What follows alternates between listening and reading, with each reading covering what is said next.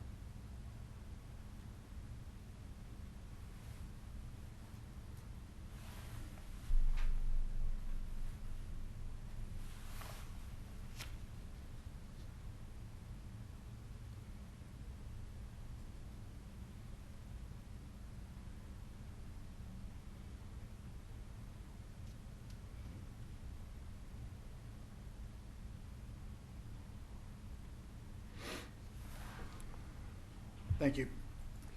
Okay, the next item on the agenda is the Pledge of Allegiance, and it will be led by Trinity Gabriel, a 5th grade student in Miss Zitman's class at Oak Crest Elementary School.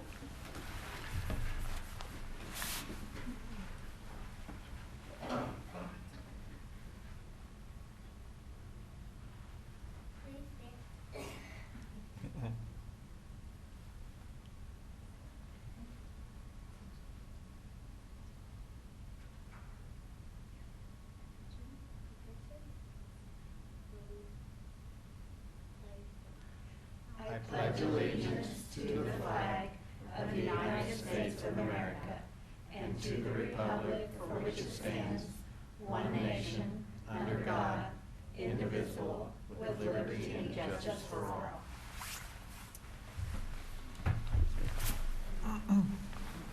Trinity, would you like to introduce your mom and your dad and talk to us just a little bit? Talking a little bit probably won't happen, but she can introduce her parents. Yeah. Can you show us where your parents are? If you would stand, we'd like to recognize you. Those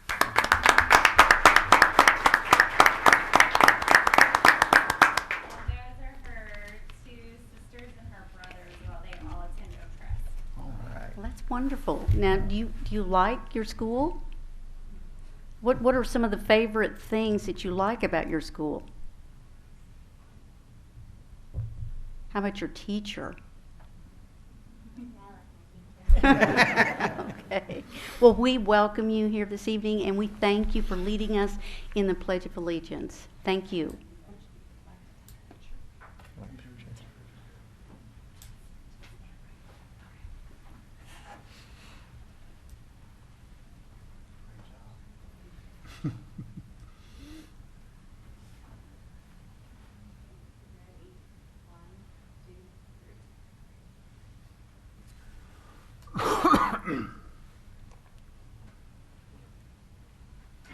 Good job, Trinity.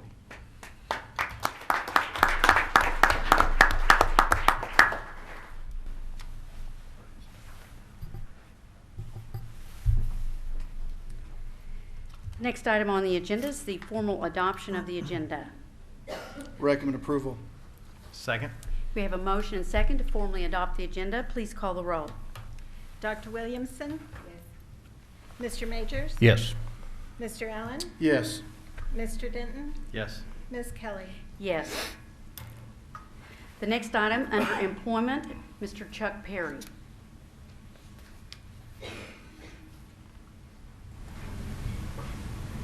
President Kelly, members of the board, I'd like to take this opportunity to recommend tonight a principal for elementary 15.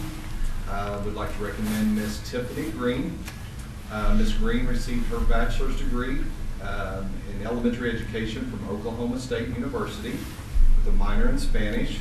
She later earned her master's degree from Northeastern State University in 2006. She began her teaching career teaching elementary in Texas from 1990 to 2005 at both Fort Worth ISD and Hurst Euless Bedford School District. Thank goodness for us, she returned to Oklahoma and served as a teacher within Tulsa Public Schools from 2005 to 2008 in Carnegie Elementary. And then we were proud to have her back in Broken Arrow as an assistant principal at Arrowhead, Rhodes, Highland Park, and Park Lane Elementary from 2008 to 2013. And we lost her for one single year. She went back to Tulsa as a building principal and starting her site principal career at Bell Elementary. And again, came back home to Broken Arrow and returned in 2014 as the principal at Creekwood Elementary, and she has served there in that role ever since. In addition to all of her career that she has had, she is an ELL certified educator and has worked throughout her career as an ELL teacher, coordinator, and administrator. So tonight, I know we're very proud of the job she's done within the district, and we'd like to recommend her as the principal of the yet unnamed elementary number 15. I would entertain a motion. Recommend approval. Second? We have a motion and second to approve Tiffany Green as the principal at the new elementary number 15 site for the 2017-18 school year with such employment subject to a mutually acceptable and fully executed written contract of employment. Please call the roll. Dr. Williamson? Yes. Mr. Majors? Yes. Mr. Allen? Yes. Mr. Denton? Yes. Ms. Kelly? Yes. We'll have Ms. Green stand, give her a hand.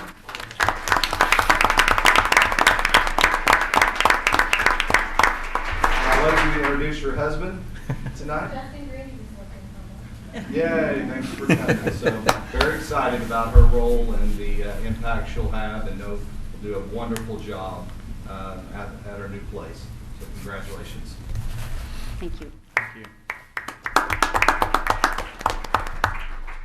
Okay, the next item are the comments from the public, and as I mentioned, we'll take the non-agenda item first, and that would be Ms. Jane York, and she will be speaking to the separation agreement.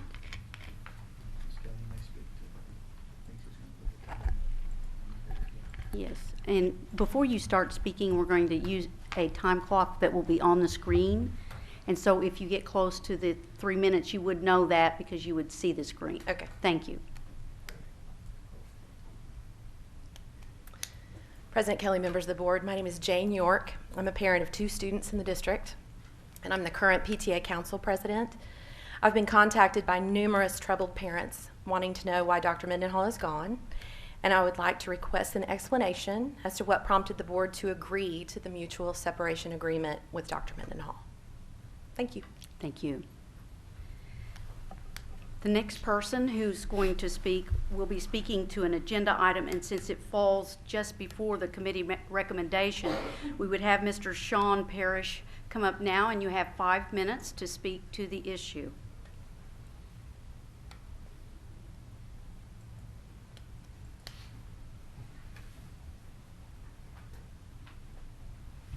Thank you for allowing me to speak tonight. My name is Sean Parrish. I'm the father of 3 children in Broken Arrow. We live in Oak Creek South Addition. Our school is in this redistricting being shifted again.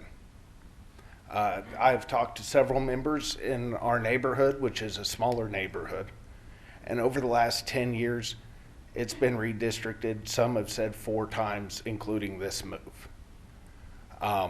It has affected our children in ways that is unimaginable. Some of our children have problems making new friends, being constantly changed from school.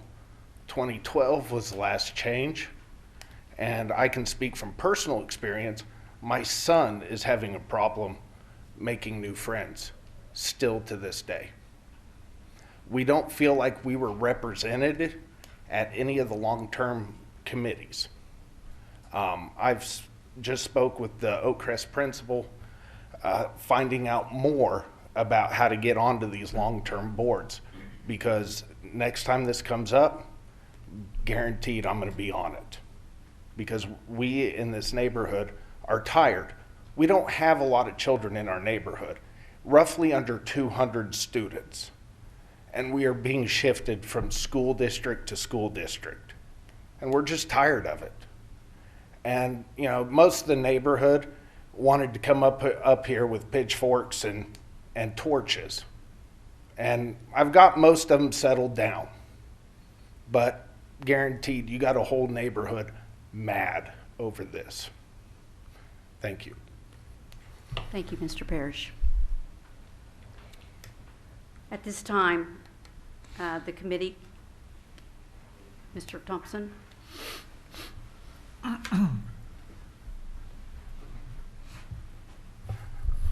If you give me just a moment, I'll set up these maps so you'll be able to see those.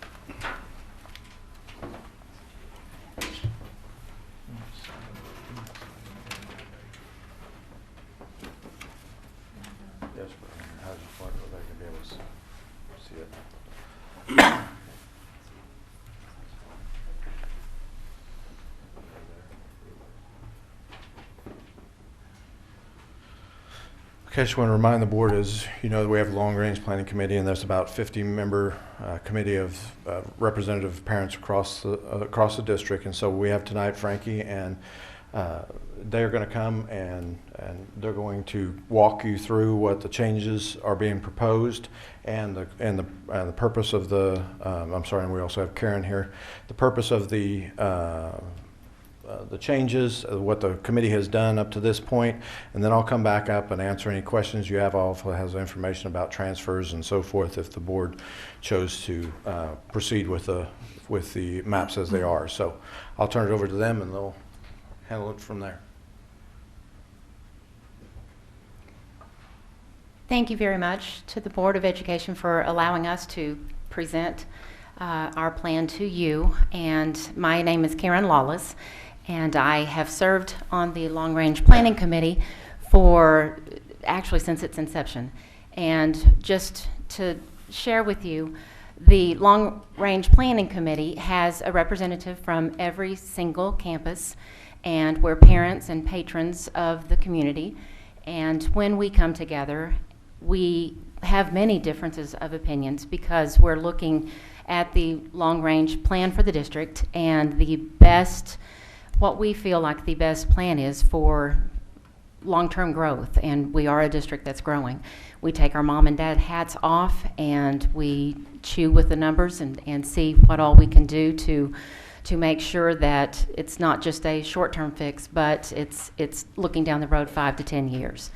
And we have, we look at the redistricting, we look at land acquisitions, and we look at the bond packages and make our recommendations from there. And we go out and we drive the neighborhoods and we try to take a look at those numbers and make those adjustments. And our map that we have behind us, the elementary boundaries, we have 2 pockets that have changes from the last map. Where the dots My name is Frankie Catlin. Thank you, board, for letting us represent here. What spawned these elementary boundaries is because of the new school number 15. We have to get kids to go in there. And there's mainly 3 pockets. 2 pockets are in the very northern section of the map. And the other pocket is right here, addition number 518, which is Oak Creek South and Oak Creek Estates. And they are correct, they were moved from Rhodes 3 years ago and moved into Oakcrest. And with this new districting, they will be moving back into Rhodes. The reason being because the new school will take some of the burden off Rhodes, and those kids will be moved into the new school, which will leave it at roughly a 75% capacity. And our goal is to keep every school at an 85% capacity. And with Oakcrest, it will drop that down below the 85 percentile. Now, if we left that addition in Oakcrest, that would raise it up to a 96% capacity. That's something we didn't want to do with not only the growth that Oakcrest area consumes, because there is several additions that are being planned right out there at that time, that would be in the middle of the Oakcrest district. So that's the 2 contentions that we do, or the 3 contentions, I'm sorry, that we do have on this map right here. And then when we move over here to the middle school boundaries, kind of the same logistics there. Not so much in the northern, it's still with that 1 addition, Oak Creek Estates and Oak Creek South is the same one where they will be, currently they go to Childers and they will flip over to Sequoyah. So that's the one. And that's out of all of it, the last time we moved over 6,000 kids, and this time we moved just under 1,000 kids. And we worked really hard not to impact any kids. And also, when we know that we're going to have additional schools come aboard, we also looked at that and thought that through when we're going to do future changes if we do this again. So, any questions? Can you tell me, during the committee process, what kinds of questions did you have from the parents in those areas? If you had a representative on there, could you share with me what you dealt with as it relates to any questions? I represent Rhodes myself, and just the capacity at Rhodes and the overcrowding of the building was one of my concerns. My kids have graduated out of Rhodes, but I still have that vested interest. My family also has lived in Oak Creek Estates for 40 years, so I also have a vested interest in that too, where those kids are going to school. So I'm not aware if we have anybody represent Oak Creek Estates there, but I am the Rhodes representative, and we do have Oakcrest. And the main capacity is making sure that we create a fair environment for the students to learn. We don't want to have overcapacity, and we don't want new additions that are popping up all over Broken Arrow to oversaturate a school. That was one of our largest concerns, because we want to keep the schools at a certain capacity in case we have unexpected growth, that we can absorb that easily into the school systems. Did that answer your question? Yes. Okay, thank you. Okay, I'll cover a few more things quickly. So as we went through the process, the committee came up with their proposed boundaries. We had 2 forums, one on November 17th and one on the 29th. And then they both, Frankie and Karen, did the presentation. We're at the presentation for both those forums. They then took the information back. We had a website set up, or on a web page, I should say, with an email address. All those emails that came in regarding to the proposed boundaries were then given to the committee for them to consider on December 1st. And you also, once that committee met, I also forwarded all those emails to the board as well, so you would have those. One of the things that is a little bit different that I'm going to spend a couple of minutes on is the pre-K boundaries. In the past, we didn't have boundaries. And so the instructional department asked if we could consider having boundaries so there's familiarity with the students going into from pre-K up to the elementary. So what is here and presented is the boundaries themselves. It is not a true feeder system because of location of buildings and so forth, but it is a proposal for the pre-K. What that will allow us to do is, in the past, we've had almost like a first come first service, and so we've had people waiting at the enrollment center at 5 a.m. and so forth. That would eliminate that. The proposal would be in those boundaries that once you reach capacity, then it would be a lottery system within that, and then there would be the opportunity to choose another campus to be able to go into. And so yes, there would still be the opportunity to request a transfer from one boundary to another, but that would be considered in conjunction with how many students enrolled from that attendance area. I would tell you that based on this year's pre-K and this year's pre-K only, the boundaries that are presented there is capacity room at those individual ECCs to be able to handle this year's as if it went into the future years, but obviously that's going to fluctuate between year to year. So there are 3 different maps really. The committee was asked, they were asked about all 3, but this was one of the newest that we're trying to address. So one of the questions that we've had is, about the potential if the board would move forward with the boundaries as they are, about transfers. We have internally listed that if that was to occur, we would have a window of time of January 9th through February 9th to have those requests for transfers in from any affected area of the redistricting. And that way those individuals would know by March 1st if that was what we proceeded with. And then we had also thought that given the area that we're discussing tonight, we would have open houses for those individuals to become able to visit the campuses. So we have tentatively scheduled those as well, but obviously they could be adjusted depending on what the board chose to do. So we were trying to list tonight what the proposal is, but also what our options are in relation to communication to the affected areas, not only in the area 518, but there's other areas north that are also being changed. So the intention then would be that anyone that lives in those 2 subdivisions would have that time frame that you just mentioned a moment ago to request a transfer. Right, correct. So what we would have is if we proceeded, the time frame would be January 9th to February 9th. We also have scheduled tentatively open house at Sequoyah on January 10th and then at Rose at January 12th. So they'd be able to, within that window of time, to visit the campus, visit the principal, and that may or may not impact their decision to proceed with a request for transfer.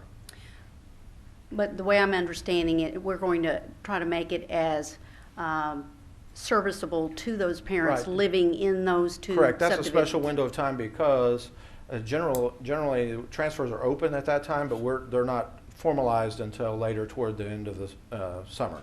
So we would be making sure that that window was specific for those affected by the redistricting, and they're notified prior to any of the other transfers. So another question would be, some parents are certainly more up on the communication end and maybe some are not. In what ways would we reach out to ensure that those affected? The principals have already drafted letters, so they're prepared. So they would send a letter to each individual household and say, we're inviting you to the open house. Let's just say Rhodes.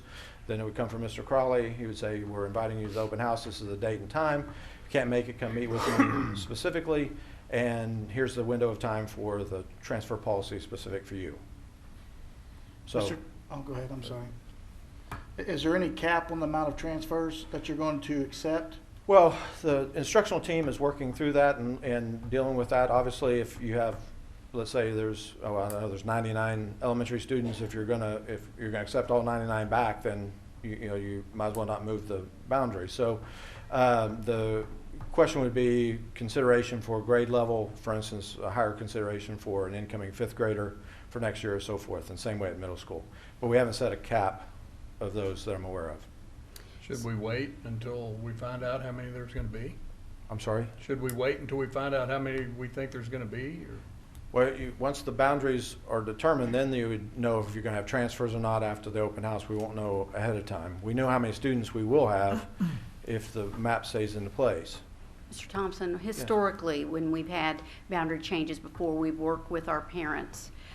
So in that case, we have had parents who've chosen to move to the new site, and we've had parents that have chosen to move the route of the transfer. Yeah. So could you kind of speak to that? You have a little of both, yes, ma'am. So you'll have individuals that will visit a campus and say, okay, we're good, we'll stay with where our boundaries are, and then others will request a transfer back. Some of those have been approved and some of them not, depending on how many students are at that particular campus. In the past, this is a little different because we're opening a campus, so it gives us more capacity. So some of the campuses will have more space than they did previously. I would use Creekwood as an example. They're going down in size, so they would have more capability in relation to space. So those do happen. One of the things with a transfer, though, is it doesn't bring transportation. So that does exclude some of the family members that say, well, I can't can't provide the transportation, so I can't do the transfer. So it's a mix of all those. But in looking at this, it appears to me that the committee has taken all that into consideration. And also, we are, on the basis of getting the feedback from the parents, determining what kinds of things we can do to make the situation, as far as whether their child stays at the current school or whether they move to the new school, the optimum as it relates to having the forums or having the open houses, what you indicated, visiting with that incoming site administrator potentially, and it just appears to me as though there seems to be quite a lot that has been discussed in relation to this decision, potential decision anyway. There has been internally, and I would say for the committee after the forums, I mean, this is the one area that they spent most of their time of the committee meeting discussing as to what they wanted to do. Since they had all the emails, they had all the information from the forum, so they spent most of the time. Once they've decided to move forward with it, then internally we started setting up the discussions about a special time for transfers and so forth. Do you think that, and I'm just asking on this, if we were to look at and you correct me if I'm wrong, but the ECC boundaries seem to be, in other words, we move fairly quickly on the early childhood enrollment. And so the boundaries for that would be more paramount in making a decision right now. Is that correct? Correct. I believe it's January 9th. I may be wrong on that date, but that's the date for all things pre-K when the potential parents come to the meeting and they disclose all the information about the early childhoods and all that sort of informational. And so if we're going to have boundaries, it would be paramount for it to be available for those parents at that particular time. Yes, ma'am. Ms. Kelly, I was going to ask, I mean, as a parent, we have a lot of questions. Sure. And a lot of discussion that needs to be had, maybe in our subcommittees on this item, that if maybe we could look to approve the middle school and, or the early childhood and table the elementary and have those discussions at next subcommittee and then go to our next meeting. I think because we got a lot of questions and, you know, maybe it's a lot of information to go over, so. Yeah, I'd like to make that motion. I'd like to make the motion that we table the elementary boundaries, but approve the early childhood boundaries. Now, do you need the middle school with that or no? Well, the change affects both middle school and elementary, so Okay. if you're gonna make a motion, my recommendation would be to approve the ECCs and table the elementary and middle school for consideration at the January meeting. I would propose that we table the elementary and middle school and pass the early childhood boundaries. Second. We have a motion and second. Please call the roll. Dr. Williamson, Yes. Mr. Majors, Yes. Mr. Allen, Yes. Mr. Denton, Yes. Ms. Kelly. Yes. The next item on the agenda is the minutes of November the 14th, 2016. Unless you have discussion or there's an item you need to call to our attention, I would entertain a motion. Recommend approval. Second. We have a motion and second to approve the November 14th, 2016 regular board meeting minutes. Please call the roll. Dr. Williamson, Yes. Mr. Majors, Yes. Mr. Allen, Yes. Mr. Denton, Yes. Ms. Kelly. Yes. Next item, the November 28th, 2016 special board meeting minutes. I would entertain a motion. Recommend approval. Second. We have a motion and second to approve the November 28th, 2016 special board meeting minutes. Please call the roll. Dr. Williamson, Yes. Mr. Majors, Yes. Mr. Allen, Yes. Mr. Denton, Yes. Ms. Kelly. Yes. The next item are the Ms. December Kelly? 8th. Would you vote, please? It's not coming up. I'll do it. I'm sorry. Got it. Thank you. Thank you. The next item, the December 8th, 2016 special board meeting minutes. Recommend approval. Second. We have a motion and second to approve the December 8th, 2016 special board meeting minutes. Please call the roll.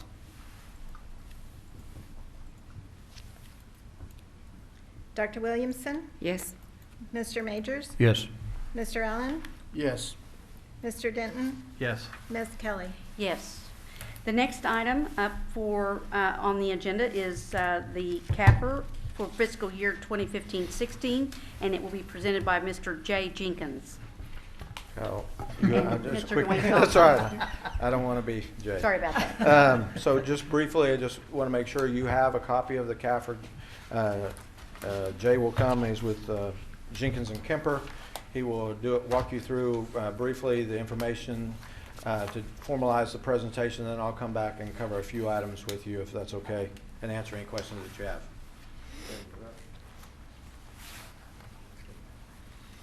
Good evening. Good evening. I don't know if some of you realize that or know that I used to work for the district like 20 years ago. It's good to be back. I've never actually got to do a presentation of the audit since, but Broken Arrow is the only school that I've ever actually worked for. I left here and started my practice back in '96, so it's real exciting. I did have to use Broken Arrow as a reference on many for many years to say. I mean, I was very proud to get to work for a district this size and a lot of positive things here. Anyway, I got to do the audit this year, so I'm going to do the presentation. Try not to make a fool of myself. When I did get a job at Broken Arrow, the very first meeting that I went to, I don't know, there's probably I probably shouldn't even tell this story because there's probably not anybody here other than Dwayne that remembers this, but at the time Elmer Pence and Pat Willis were retiring, and so you had about 45 to 50 years worth of experience that were going out the door, and I was coming in with about 4 years of experience out of college, so I was a little overwhelmed, and after they approved me, they're like, "You want to say something?" And I said, "I've got some pretty big feet to fill," and instead of shoes to fill. So anyways, they all had a good laugh at that. So anyway, the CAFR is quite a enormous book, 130 pages. I'm just going to cover 2 pages of this, and then I'll let Finance Department cover any of the financial pages that they decide to discuss after this. If you would like to turn over to page 24 of the audit report, of the actual audit, or financials, then the CAFR, and independent auditor's report starts here. A couple years ago, they started setting up bolding to title different paragraphs, and so the first paragraph just explains it's a report on the financial statements and governmental business type, all the major funds and the aggregate remaining funds. Those are all audited, and we have to come up with opinions for each one of those. And we go on into the auditor's report stating in the second paragraph the responsibility for management. It is your management's responsibility to prepare these financial statements. There is quite a bit of coordination that goes on because, as Kathy's putting all this together and we're auditing it, and, as you're going along, if some of the numbers have to be adjusted because new information comes in, the auditor's report's dated November 11th. So that means that there can be changes all up to that date. I just have to review those changes and make sure that it still is representative and fairly stated when all the dust settles. So management's responsibility is to prepare the financial statements. Now, obviously, our responsibility is to issue an opinion on those financial statements, and so that's what it explains in the next paragraph. It goes into detail about we perform procedures to obtain evidence, and some of the we outside of this report, we also issued another report on testing the major federal programs. It's a single audit report, and we also test on a report on internal controls and compliance with, and those 2 reports we mentioned at the very end under the other reporting requirements by government auditing standards. But all of that goes into preparing the audit. The opinion paragraph, which is what you're mainly wanting to hear about, it states at the bottom of page 24, in our opinion, the basic financial statements referred to above present fairly in all respects. The financial position of the government activities, business type activities, each major fund, and the aggregate remaining fund information of Broken Arrow Schools, and the changes in its financial position and cash flows thereof as of June 30, 2016. So this is a clean, unqualified audit opinion. Unqualified means that's the best opinion that you can get. So then that's the opinion that was issued on this. We go into required supplemental information, just saying that included in this is management's discussion and analysis of the audit. That's pages 26 through 40. And then what follows after that is the financial statements, the notes to the financial statements, the combining statements, the statistical information. After the notes of the financial statements, the other supplementary information is what we call it, and that gets reviewed. It's just at a lesser extent than the audit, but all of this we look over and evaluate to see if it falls within materiality amounts, and you wouldn't have a clean opinion otherwise. And so, and then anyway, and we came out here quite a few times, tested revenue items, went over the purchase orders, went to the payroll department, all these different departments we went to, did some on-site testing, and through all that, there were no findings that needed to be referenced and reported in the audit. All right. Are there any questions? No questions. I would entertain a motion. Thank you. Recommend approval. I didn't know if Wayne was coming back up. Oh, well, I thought we were going to Oh. approve it and then you could come up. That's okay. Go ahead. I'm sorry, can I? Sure, Go ahead. you may. You're on the clock. Okay, just quickly, if you look at page 50, that shows where the fund balance is for the end of the year. And if you recall, Natalie had been projecting at $13.2 million. If you look at the bottom, it's $13,192,980. The other thing I wanted to point out to you, just as you go through this is our first year with Jenkins and Kemper. Obviously, we switched auditors last year. So anytime you make that change, there's a new fresh set of eyes, different people looking at it. So to walk through that without any exceptions is testimony to the team that does this. I will, when you're looking at the CAFR itself, you're going to look at, you're looking at Kathy Mitchum and Natalie Enoff to really put that together. Obviously, they deal with the communications departments for photographs and all that sort of information, but they're really the ones that compile that together and put it together. So when you're touting the document, that's the individuals that work on it. As Jay said, there was nothing in the audit, but they do have one thing that you've got a letter at the front, and basically it just indicates that there was one thing that they noted, and that was on our 941 comparison.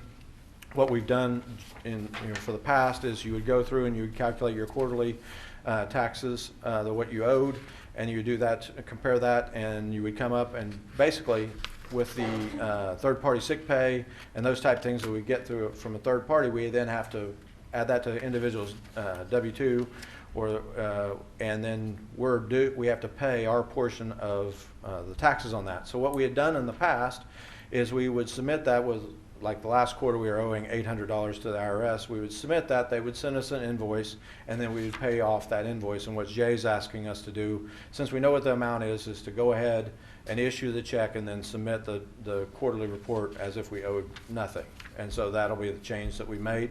But I did want to point that out to you. I will have to write a letter to the State Department to reflect that because not only do they look at what's in the audit, they also look at what's referenced as a non-audit type exception that they wanted us to correct, and so we will do that. There were other things that his team did suggest to us just verbally, and we're going to be putting those into play as well. So really the only reason I wanted to come back up here was to give credit to the individuals that actually put this together and work hard to represent the district in that, and as well, and just make sure you remembered that we did in fact switch auditors this year, which is one of those things that you're wondering what the end result will be. And so Jay did a great job.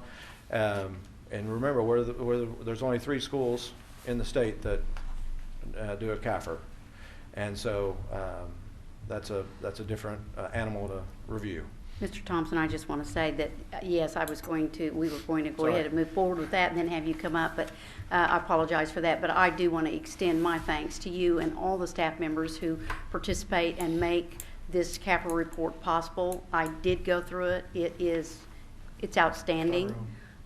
There's a lot of really good information, and I am certain that if someone were to look at it or pick it up at any point there in the Education Service Center, they would find out a lot of really good information. I know it's also available, much of this online as well. It is online. So we've got, obviously, our patrons, if they want to access this, they can. We want to make certain that they have as much information as possible since it is their district. So, but yes, you are absolutely correct. The staff members that work in finance are tremendous, and we know that they are doing a lot of the hard work, and we appreciate it greatly, Mr. Thompson. Thank you. Outstanding. Thank you. All right. Okay, so we need a second. Yes. Second. Okay, we have a motion and second to approve the receipt of the annual independent audit and CAFR fiscal year 2015-16 as presented by Jay Jenkins. Please call the roll. Dr. Williamson? Yes. Mr. Majors? Yes. Mr. Allen? Yes. Mr. Denton? Yes. Ms. Kelly? Yes. Okay, the next item on the agenda is the general consent agenda items 12 through 34. I have not had anything called specifically to my attention. Certainly, if you wanted to pull something, you could, but at this point, I would entertain a motion. Recommend approval. Second. We have a motion and second to approve the general consent agenda items 12 through 34. Please call the roll. Dr. Williamson? Yes. Mr. Majors? Yes. Mr. Allen? Yes. Mr. Denton? Yes. Ms. Kelly? Yes. The next item on the agenda is the monthly construction report. Mr. Bob Tolomeo. Good evening, President Kelly, members of the board. I'm here to talk about some fun stuff. Not that the CAFR isn't fun. Sorry, Dwayne. Mr. Thompson, did you tell Natalie that she owes us $8,000 because she's a little short? I'm not laughing about that one. So we have quite a few projects being built right now. We have Sequoyah Middle School, Kirkland, the high school, Elementary 15.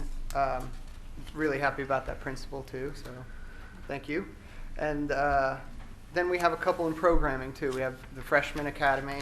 We have the Performing Arts Center, which is our last project for the 2009 bond issue. And then we're programming the phase 1 of Kirkland Activity Complex.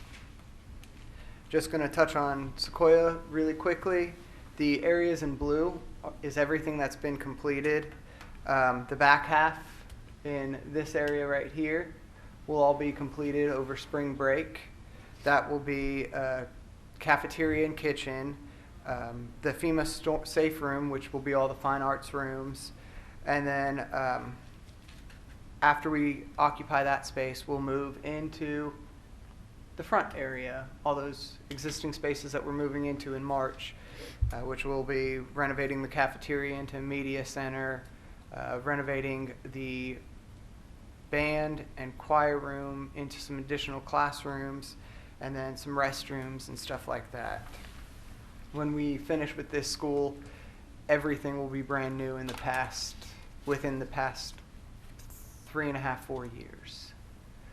This is the area going up to the cafeteria. This is the bus loop right here. You can, at the bottom, you can kind of see what that'll look like when we get completed. Moving into the cafeteria, this is the wall, the existing wall that we're covering up to make the new wall of the cafeteria. We're going to have some water fountains, It'll look very, very similar to what we did at Oneida Ridge. This is Kirkland Activity Complex, what we're kind of looking at for the rendering. I'm happy to say that we are down to fine grading and sodding and seeding this area. It's been a brutal couple months of construction. At the high school, this is the rendering of what the east side of the gym will look like, or if you're looking from the student union back at the gym. And this is what the floor plan is. It's 11 life science classrooms, a new concession, new restrooms, and everything will be completely ADA accessible with the ramps. Before you had to go outside and do some funky ramps outside, all the ramps will be inside. So it'll be real nice out there. This is kind of the mess we're creating out there. This is that east face that we were talking about earlier. And then this right picture is the gym, building B, fine arts, the main corridor. Kind of get a better shot in this one of that right there. And then this will be the south face of the field house. I'm going to focus a little bit on elementary 15. That was the front rendering, and then this is the floor plan. It's 32 classrooms. Jumped ahead. 32 classrooms.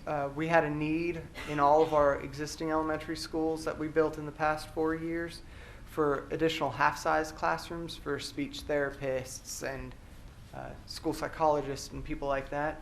So we also have 4 half-size classrooms, 1 art, 1 music, 1 gym, which will be our FEMA safe room, and then we also included 6 pods for this classroom, or for this school, so it's 1 per grade level. Previously we had 5 pods and then a center spine, so that center spine didn't have that flexibility that the pods created, so we're creating those pods. This is where we sit currently. I say that, this was last week. Quite a bunch of work has been done since then. Over here is Walmart, so this is that road from 71st or Kenosha, and then this will be the future parking lot, the front entry. We're getting some nice pictures here. This is an aerial. You can see those 3 pods there, 3 more pods there. There's the cafeteria, there's the FEMA safe room, there's the media center and admin areas there. And then this is just kind of we're kind of at a boring place in construction, not a lot of fun stuff to see, but we do have another flyover. You guys seemed to like this last time, so. This is that far west pod right there. You have your FEMA safe room right there. There's the cafeteria. The front entry, you can see that swooping piece right there. And then, see, there's the precast concrete for that safe room. And then we actually have a concrete lid on the gymnasium, which helps with the wind loads. Mr. Ptolomeo, how long does it take to get that finished in, to get the walls up on that pod? On the safe room? No, on that pod, that's not... Well, this pod is almost completely up right now, and this Oh, was is it? taken at the end of November, so I guess it was a little bit over a week ago. We have all the steel up. It's you can see the different areas. We have this roof completely done, this roof right here completely done. In this photo, they're laying down the foam for our lightweight concrete, insulated concrete for our roofing material. And then the other side, they already have all the metal deck up. It progresses pretty rapidly. We were looking at the schedule with where we were on our other 2, Creekwood and Aspen Creek. And we actually cut a month off their schedule, and we will be able to start bringing furniture in at the beginning of July. That way furniture technology doesn't have to interfere with construction anymore. And then we're about 2 weeks ahead of where we were if we moved the whole schedule back a month. So we're progressing pretty nicely out there. I'm really happy with what Crosland's done. I'm still proud of that site. That is it's such a picturesque place out there. Yeah. It really is. Yeah. Y'all have done a great job. It'll be great. I mean, will. just driving up that road and all the trees, and as we progress, it'll, develop a little bit, but we'll always maintain those trees around the back and stuff. But for now, it's a nice site. Thank you, Mr. Tolomeo. Any Thank other you. questions? All right, go ahead and move to the next item.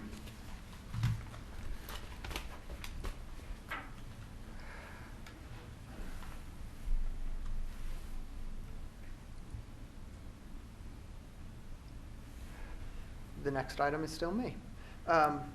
This is to approve the furniture for Sequoyah Middle School, the summer phase. It's just the Scholarcraft furniture.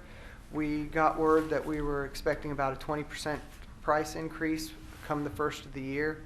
So we're going to go ahead and order all the Scholarcraft, which is the student desks, student chairs, stuff like that for the summer projects at Okay. Sequoyah. If there are no questions, I'd entertain a motion. Recommend approval. Second. We have a motion and second to approve the purchase of Scholarcraft student furniture products for Sequoyah Middle School renovations and additions, Phase 1 2015 bond projects.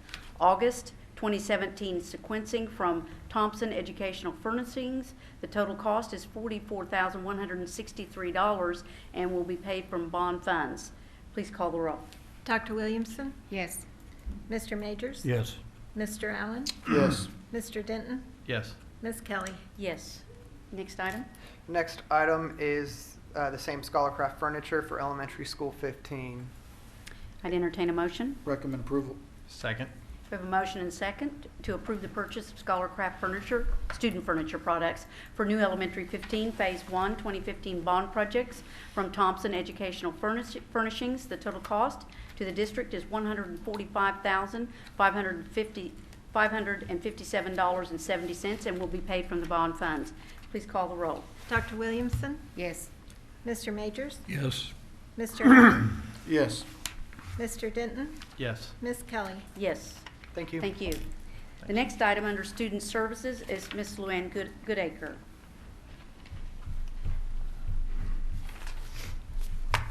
Good evening. I'm requesting tonight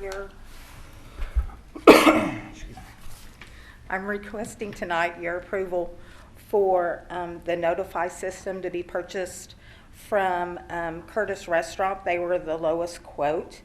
And this system will enable us to comply with the USDA, what they prefer for us to do. It will also keep us from having to send, over holidays, we have to hire a person, usually one of our managers, one of the warehouse, to actually go school to school and read temperatures for us because they have to be recorded every day. They only give us a weekend. So we'll be able to see temperatures at all our freezers and coolers 24/7. Okay. Any other questions? Just one. Do those also include some kind of alerting mechanism in the event that you start seeing it break beyond the acceptable threshold? They will. We can get a text. We can monitor them by computer, and that way, sometimes we get an alert from the alarm company that we're using now, and all of our freezers and coolers aren't on that alarm system. And they can't tell us whether it's too high, too low, how long it's been high, and this way we can see the exact temperature every hour of the day. Cool. Thank you. I would entertain a motion. Recommend approval. Second. I have a motion and second to approve the acceptance of a quote from Curtis Restaurant Supply for the purchase of the Notify wireless sensors and Ethernet gateway to be installed in all district walk-in freezers and coolers, including the warehouse. The cost is $23,022.35. Please call the roll. Dr. Williamson? Yes. Mr. Majors? Yes. Mr. Allen? Yes. Mr. Denton? Yes. Ms. Kelly? Yes. Thank you. Thank you. The next item, Dr. Dale. President Kelly, members of the board, We're requesting discussion, motion, and vote on a motion to approve or disapprove the acceptance of a quote, oops, wrong line, sorry. Declaring old band uniforms as surplus and to approve their sale to the current and former students and/or parents. Money received from the sale of the surplus uniforms will be placed in the district's general fund. Are there questions? I'd entertain a motion. Things will sell like hotcakes. They will. Recommend approval. Second. Have a motion and second to approve declaring old band uniforms as surplus and to approve their sale to current and former students and/or parents. Money received from the sale of the surplus uniforms will be placed in the district general fund. Please call the roll. Dr. Williamson? Yes. Mr. Majors? Yes. Mr. Allen? Yes. Mr. Denton? Yes. Ms. Kelly? Yes. The next item, under Technology Services, Mr. Brian Daly. Good evening. I want to give a quick report on our one-to-one initiative. Wow, we're already 2 years into our one-to-one initiative, our district digital transformation, 9th through 12th grade, and getting ready to merge into middle school. And, we can have all the devices in the world, all the Wi-Fi in the world, and infrastructure and network security, but what we're really proud of is our embedded and our professional development that we've been able to offer teachers in the classroom in order to transition them into this new era of digital curriculum and instruction, and to work with our one-to-one initiative. So what the technology department's done is work really hard to create a digital success team which helps lead our teachers into this initiative, and we pulled some of the best of our certified teachers out of the classroom to really hold the hand of these teachers in the classroom and get them going with the one-to-one initiative. So what I wanted to do is have the members of the digital success team come up and give you a quick report on what they've been doing at the 9th through 12th grade level with the teachers in the classroom, some of the programs we've initiated to help the one-to-one program along and make it successful. So Mr. Chitty, Jeremy Bryan, and Jessica Hendricks are all part of our current success team. So go ahead and come up, guys, and give your report to the board. President Kelly and the board, I appreciate you giving us the time tonight to just give you kind of an update and see the exciting things that are going on in the district when it comes to instruction and technology and how that's merging.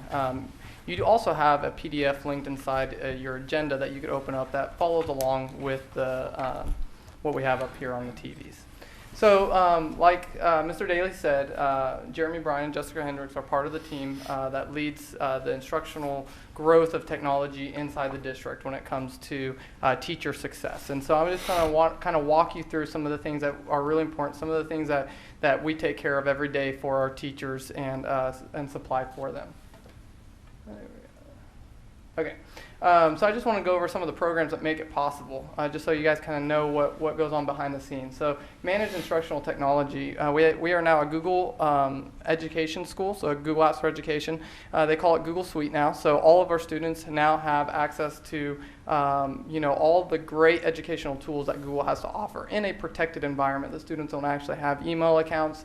We use all the educationally supported outcomes in that, really preparing them for their future. So in being a Google Apps for Education district, there's a lot of provisioning that's set up, a lot of protecting our students, maintaining that system, and then with our almost 7,000 Chromebooks in the district, it's all managed through that system as well. So it allows us to do so much when it comes to education and protection as we're bringing these devices in and bringing technology into the classroom, which then means internet at the kids' fingertips.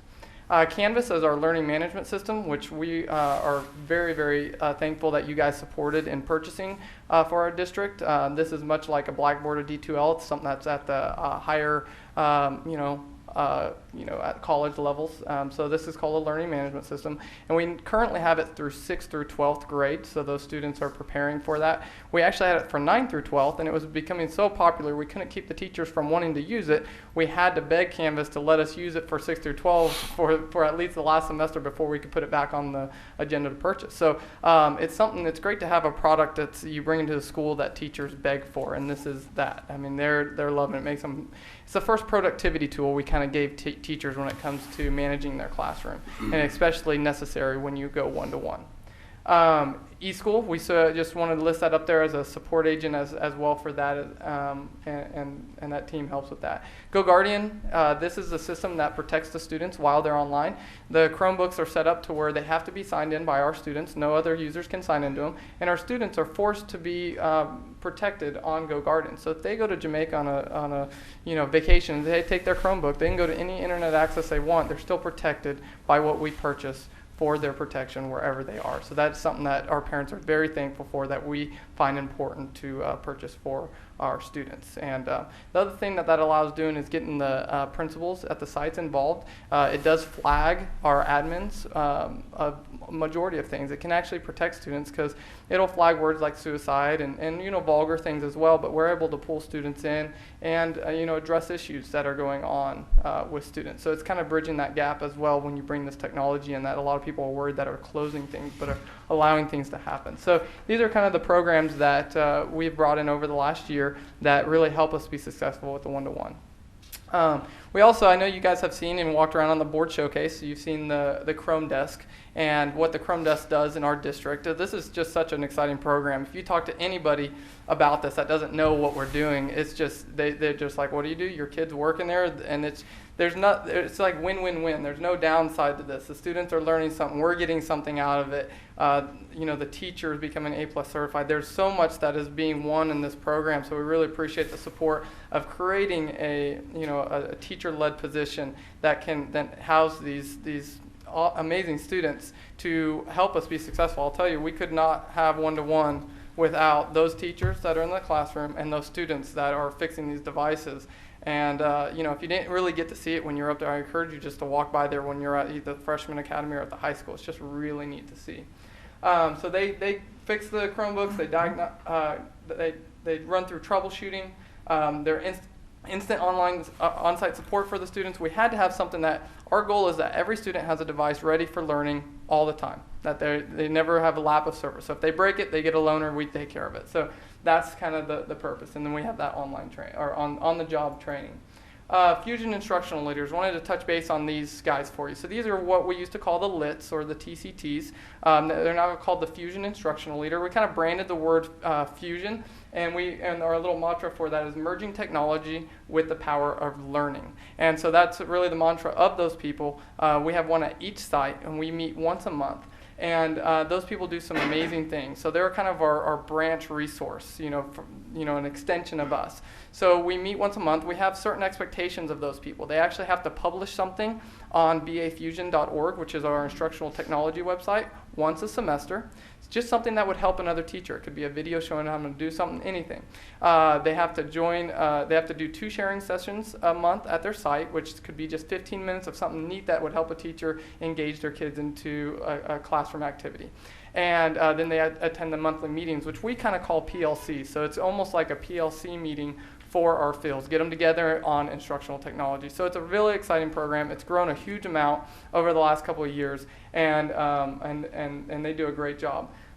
Jeremy Bryan is over our badging program, and this is something that you've probably heard about. So it's an encouragement to PD. So our teachers, we give badges to over a rubric system, and we celebrate what they know.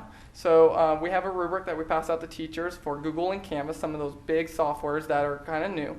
And we show them, because they always wondered, well, do I know Google? Do I know Canvas? Where am I at? So it's kind of a step system that they can actually see, oh, I'm level 1, I'm level 2. And we get to brag on them by putting those badges outside the door. We laminate them and we post them outside the door. Plus it helps the teachers around them. I need a little help. I know where you're at. I want to get there. Let's work together and do that. It's been very popular and actually grown outside of our district. So we're really proud of the badging program and what we've done here. There's 3 levels per program. There's level 1, 2, and 3 for Google and for Canvas. And like I said, they do content creation. They're kind of our technology bridge. And then this is talking more about our team. Just wanted to tell you about the teacher services that we render. We are instant on-site support. We are not housed here at the ESC. Okay, Miss Hendricks is actually at the Freshman Academy, Margaret Hudson, and the Academy. That's kind of her rotation. And Mr. Bryan and I are at the high school. We call that kind of our infant site. They're brand new. There's so many of them. So they keep us plenty busy, but it's been amazing. So we're actually on the site. Actually, I know it was funny. We have this email still. The teacher, we got an email back. They're like, "You're the Jimmy Johns of support," you know, because I'll tell them, you know, we have it on our phones. That's our expectation here. We get back to people instantly, and we're in their room the second they have a problem. We are all teachers. We know what happens when technology goes down, and we need buy-in. We need people to know that this is going to help them. We need them at the end of the day to say, I would never want to go back to not have this technology. Technology is created to support you, to make things easier. And if a teacher says this is not helping me, we have to either see why or get rid of it. And so what we do is we meet with them and we show them and we consistently follow up with them. So we do weekly check-ins. Every teacher at those levels sees our face once a week. Whether it's just are you doing all right through the window, or, you know, because we know too that teachers aren't going to, you know, just write an email when they have a problem. A lot of times they're going to want, you know, somebody to contact. You know, when you walk by, they're going to ask you, even though they're not going to reach out. We do mandatory trainings, so through the site principals, which we have to brag on.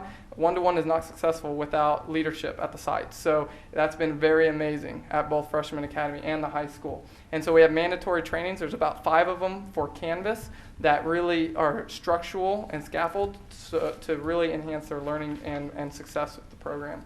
And we're an instructional support. So we're really excited. One of our favorite things to do that we really try to get teachers to do is we say, hey, give us an assignment that you've done in the past. Let us, you know, you don't have time for it. Let us do what we can do with it. Let us turn it into an assignment that can be engaging with the Chromebooks and for you. And then we go back and present it with them, and then we'll even teach it with them their first hour of that day. So we really try to take all the excuses out and really try to be a support system for those teachers. Talking about professional development, you see those icons up there. That first one's Google. We do it on Google, professional development. Canvas is the next one, eSchool. Web 2.0, this just means, guys, there's so much out there that's, instructional tools out on the internet that's not purchased programming. And so we find those things. We're really hooked up with, different webinars and blogs and things to always be out there and learning what's going on around us. We're those people. Okay, so we always try to find that out. We also are very involved in our hardware technology that we're bringing into the district, the new boards, that kind of research, our flipped classroom on what we can put into the classroom for those teachers, and then a lot of the software as well as what you see there. Next, I want to focus on SAMR. SAMR, it's a growth model for instructional technology in the classroom. It starts at substitution, then augmentation, modification, and redefinition. At each school, we monitor teachers on this level. And so we try to spend more time with those lower levels. So this just says, if you're at the level where we gave you computers and you're just substituting, you're taking a worksheet and putting it online, they're not doing anything different when it comes to the actual cognitive learning. So when that happens, that's just a substitution. Okay? We want you to grow now to augmentation, where you change that a little bit. You change the experience. You might alter it. They might go out to the internet to find information. Alter it a little bit. And then modification. The assignment doesn't really look the same anymore. You're learning the same kind of content, but it's kind of flipped around where they're having to do more of the investigation, more of the open learning. And then redefinition, the assignment doesn't look anything like it used to. It might be a whole project. It might be something where it's a 2-week-long thing that incorporates those 2 weeks of lessons that you used to do. So figuring out how to use that technology, it's endless, guys. I mean, we're so excited about what we can do in the future using this SAMR model and bragging on the teachers that are. We're starting next semester to film teachers in the classroom, do interviews, and then share it out with our staff to really inspire growth in the district. Response to intervention, this is going to be shared by Mr. Jeremy Bryan. They have a couple special projects on the team, and this is something that he's been working on and is very passionate about. So this is part of that, teacher support, the professional development support that we offer. So what I've been working on is like a common class for example, the 9th grade English team, the PLC team. So all of their students would end up in this course, and they would all develop a CFA together, a common form of assessment, to give to their students. They would then give that CFA. Canvas will collect their data for them. Right now, when they give the common form of assessment, they have to get the data back. They have to kind of analyze it, put it in a spreadsheet where they can all look at it. Canvas is going to do all that for them. So they'll give the test through Canvas. Canvas will gather all the data in one central location. They'll be able to analyze that data as a whole 9th grade group, or they'll be able to label it down to a specific class. So they can look at the data in a bunch of different settings. They can separate their pre-AP from their on level. Canvas takes the data not only on how they did overall, but question by question, how they did on that question. They're able to look at that question. Maybe it was a bad question. Maybe we just didn't teach it well. They're able to take the analytics from that test and really drive their instruction. So that's one way we're using Canvas to really support RTI.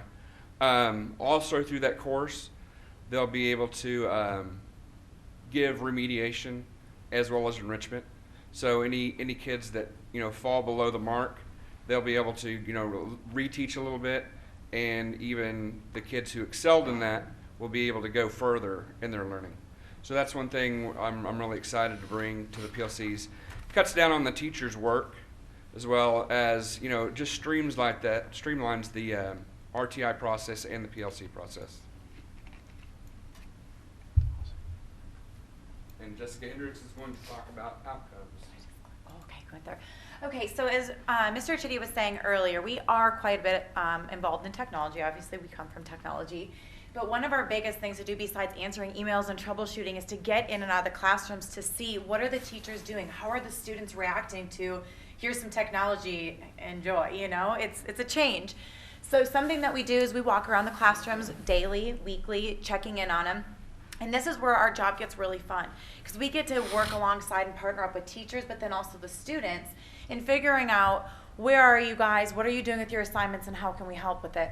And one of them that we started doing was really big in the special education classrooms, because a lot of the teachers are saying, my students are having a hard time just even focusing in class with paper and pencil, or they're having struggle with this. How are we going to give them technology and expect them to be able to do something with it?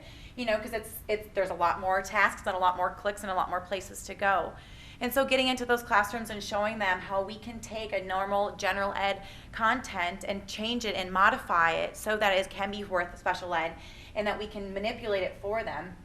And then being able to see the kids, that's kind of what my passion is a little bit this year, is going into that classroom and then seeing these kids that aren't really interacting in class, and now all of a sudden they're lighting up because they have a way to communicate, and they are able to spell words because we have spell check on there, and then they're getting that instant feedback. So that's the great thing about Canvas, is it's not you write down a paper, you turn it in, you wait for your teacher to be able to grade it. You're getting instant feedback, which allows the kids a little bit more engagement in the classroom now. They're doing a test, they're doing a paper, and now they're like, okay, what did I get my score? Oh, I didn't do well, let's talk about it. And then we can go ahead and fix it. And so just creating those curriculums for them, just for the teachers, for the students, has been really great to see.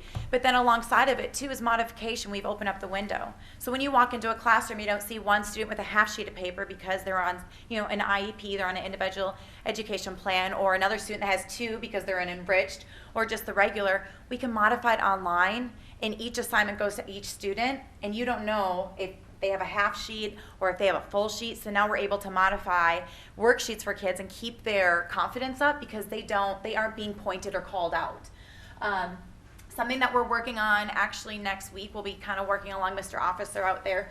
We'll be looking at taking outcomes and standards in Canvas. So all these great standards that we work on, well, how do we tie them to our worksheets, and how do we tie them to our testing?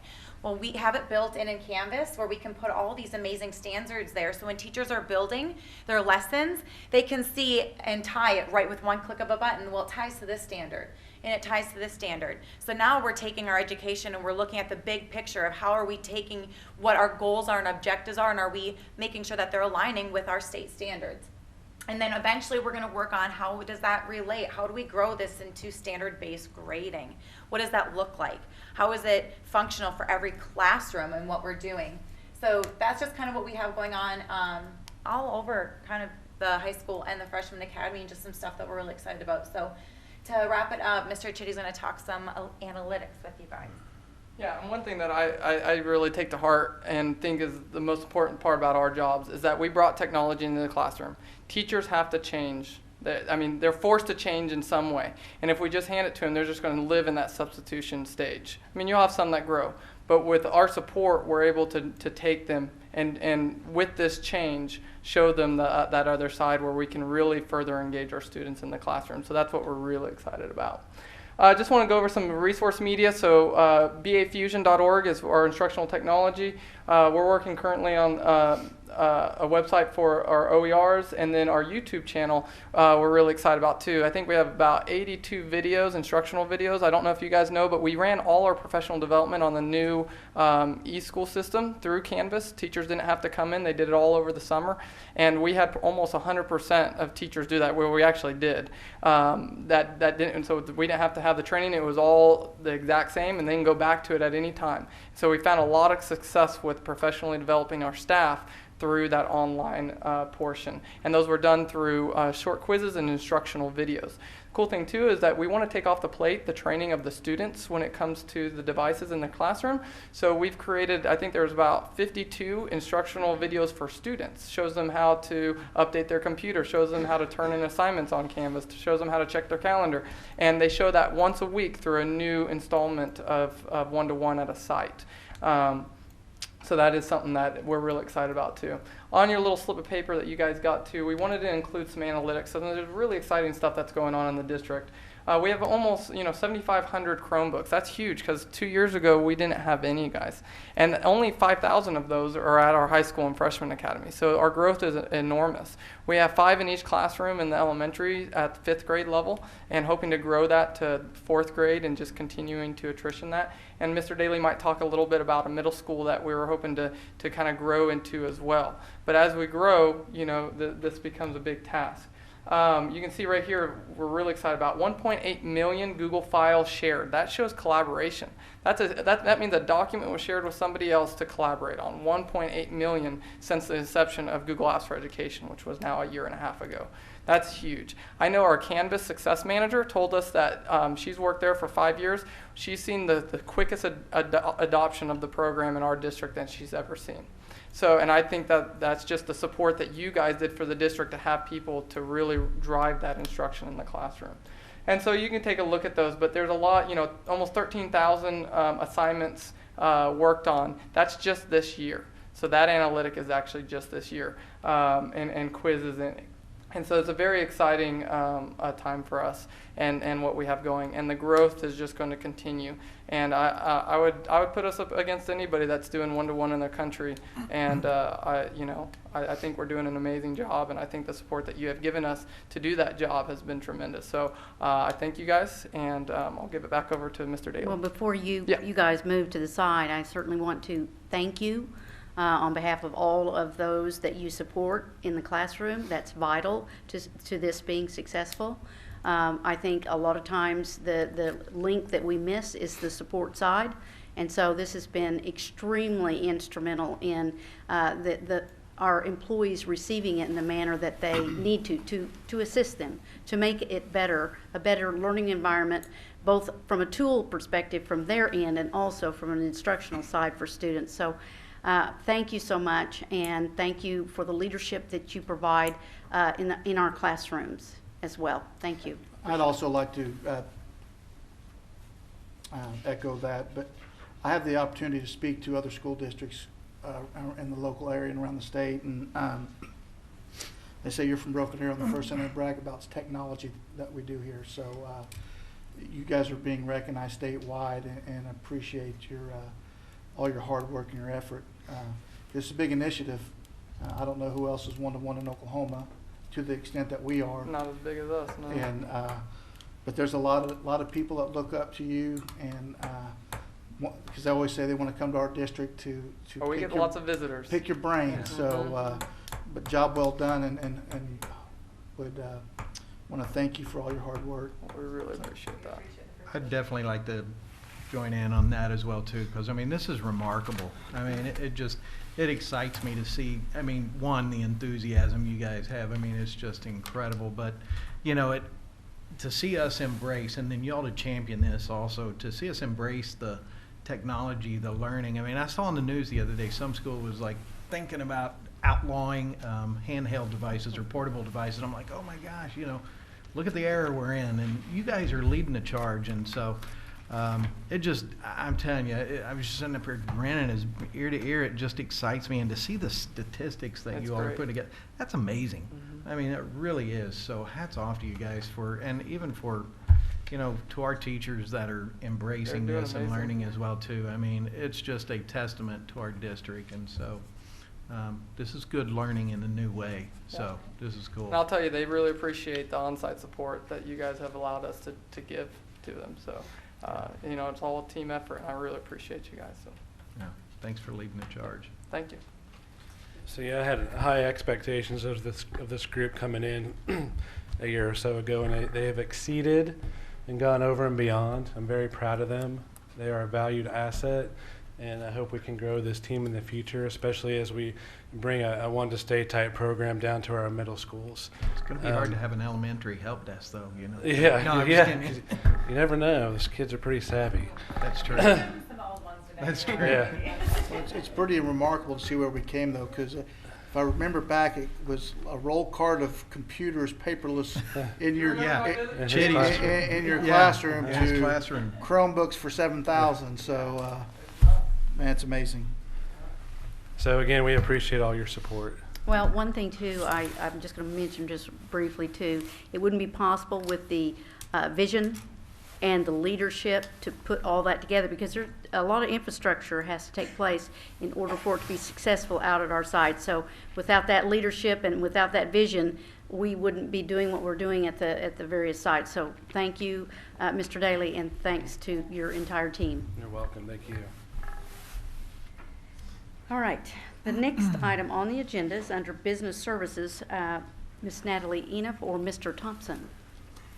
Mr. Thompson. It's going to be me, but I think Brandon probably could make this seem exciting. So, quickly, we're gonna run through the PowerPoint. Really, not a whole lot has obviously changed month to month. The biggest month will be for us is coming in January when we start collecting taxes. But as you're looking at, you can see the comparisons there of state aid. I guess what am I not doing right? I didn't want to open that. Going to email. You look at your email.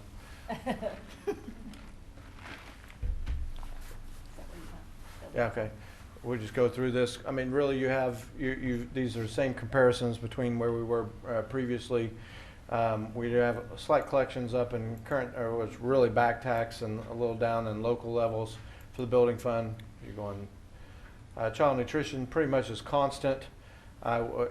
Where she was last year. You will see the federal sources. The majority of that's from the summer feeding program expansion. If you're going to the next. Now, in expenditures, we're pretty constant except for in the salaries and fringe benefits. Obviously, in the previous year, we had issued a 3% stipend. We haven't done that yet for this year, and so that gap will shrink a little bit after December once we've distributed the 2% stipend. You can see there in the building fund, we have a little more salaries in the building fund this year, but we did that as far as the budget reductions. And then child nutrition is fairly comparable year to year. So, and we look at the ending fund balance, we can go on to the next one. If you look at the ending fund balance, is what we talked about of the 13,192, which was on the CAFR. We'll start once we get the projection for start collecting current tax, then I'll be able to start making a projection at the end of this year. It does look like that we should, barring something major happen from the state, either maintain the current fund balance or increase it ever so slightly, and that will give us preparation for opening elementary 15. So, any questions you have on the financials? Any questions? Okay, go ahead and move to the next one. Okay, the next one would be the treasurer's report, and basically just quickly run through there. We have 27.8 as far as cash and investments, and then we have as far as available balance on the fund security in excess of 19 million, so our funds are secured. I don't know if she doesn't really cover this generally with you, but if you look at the last page on that is the cash balance comparison, and that's what I pretty much look at is, okay, cyclically, how are we comparing cash-wise? And so you can see this year in all funds we have more cash and investments available to us this year than we did in the previous year. So it's a quick reference point to see how we're doing year to year, just for your reference there. And then you had the activity fund summaries. You can see the total amount at the end of November was just over 3.3 million. So any questions about those? Go ahead. Okay, so the last two items I have would be the encumbrances. So you have the change order report, which was a reduction of $148,894.01. Answer any questions you have about that. Do you have any questions? Recommend approval. Second. Okay, we have a motion and second to approve the change order reports for all funds for the 2016-2017 fiscal year. Please call the roll. Dr. Williamson? Yes. Mr. Majors? Yes. Mr. Allen? Yes. Mr. Denton? Yes. Ms. Kelly? Yes. Next item. And the next item is the encumbrance reports, which is all funds of 1.438,520.29. And you have each individual encumbrance for your report. So. Okay. Are there any questions? Recommend approval. Okay. We have a motion. Do we have a second? Second. We have a motion and second to approve the encumbrance reports for all funds for the 2016-17 fiscal year. Please call the roll. Dr. Williamson? Yes. Mr. Majors? Yes. Mr. Allen? Yes. Mr. Denton? Yes. Ms. Kelly? Yes. Under new business, we have none. So we'll move to the next item, which is to adjourn. Make a motion to adjourn. Second. We have a motion and second to adjourn. Please call the roll. Let's just. Dr. Williamson? Yes. Mr. Majors? Yes. Mr. Allen? Yes. Mr. Denton? Yes. Ms. Kelly? Yes. Thanks, everybody. Thank you.